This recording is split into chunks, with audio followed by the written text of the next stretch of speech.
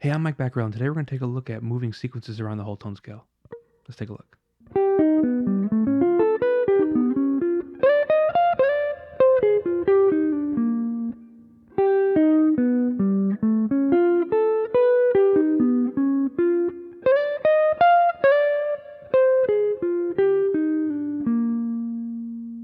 This line comes from Corey Christiansen's tune, I'll Just Wait.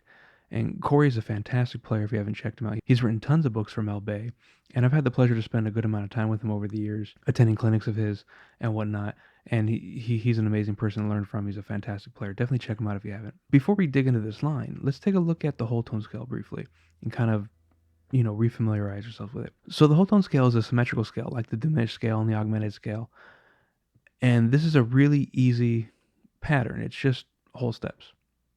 There's nothing more to it than that. So it's just whole step, whole step, whole step, whole step, whole step, whole step until you get back to where you started. So that's G to G. G, A, B, C sharp, D sharp, F, G. It's only 6 notes because of that. Because this scale is only in whole steps, there's only 2 possible transpositions you can do.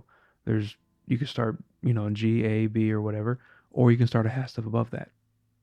And that's it. Because it's all in whole steps, it keeps repeating itself the same way. There's a lot of ways you could finger this scale. If you're playing in position, I like this position. I like this fingering quite a bit. 1 octave. Another octave.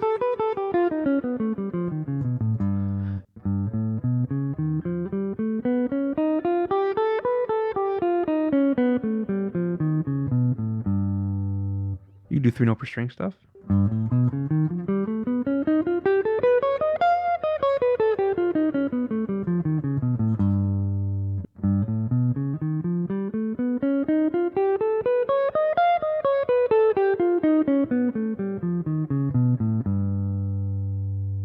Now, when we harmonize the whole tone scale, we only end up with augmented triads. That's it. There's no other harmony that can come from this scale.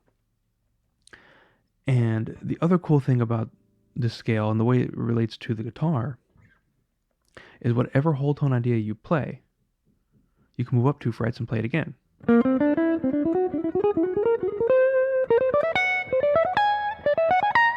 It keeps repeating itself the same way.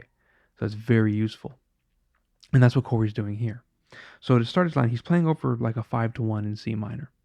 So G7 down to C minor. Now he starts by playing a G augmented triad. So we finger that here on the 8th fret, on the 2nd and 3rd string, 9th fret on the 4th string, 10th fret on the 5th string. And then he goes up a whole step, plays the same thing, just in the opposite direction. Goes up another whole step, same thing, reverse. And then he goes up another whole step and starts the sequence again, but doesn't finish it.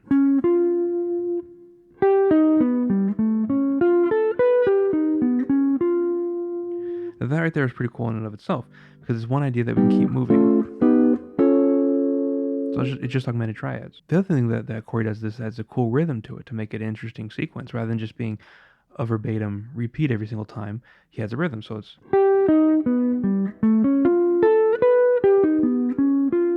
So it's a 2-measure phrase. It starts on beat 3. 1, 2.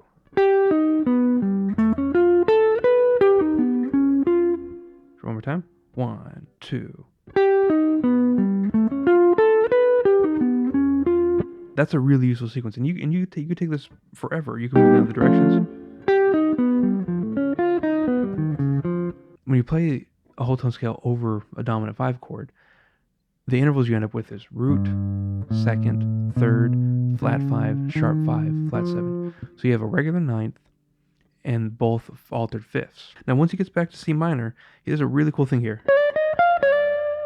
Where he goes up to D, he plays on the 9th, E flat, F, back up to D. I'm doing that here on the 15th fret of the 2nd string. You can move that all around. It's really cool because it emphasizes the 9th rather than just using a regular chord tone. It adds a lot of color to the phrase. And then he kind of goes down the scale. So we're kind of playing out of C minor, not C Dorian, but C minor. So we're going down C, A flat, F. So we got an F minor triad. And then G, E flat, D, B flat. That starts in the and. 1 and 2 and 3 and 4 and. So the whole phrase will go like this. 1, 2.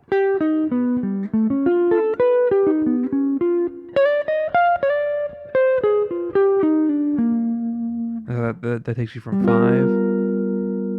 1. So there's not much to this lesson. It's a real simple phrase I wanted to go through.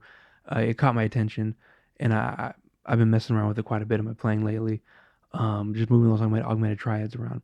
And then, of course, you can take anything from the augmented scale, move it around in whole steps like that. And the cool thing about it is it creates a symmetry to your phrases, which when they resolve is very satisfying. You know, you can go.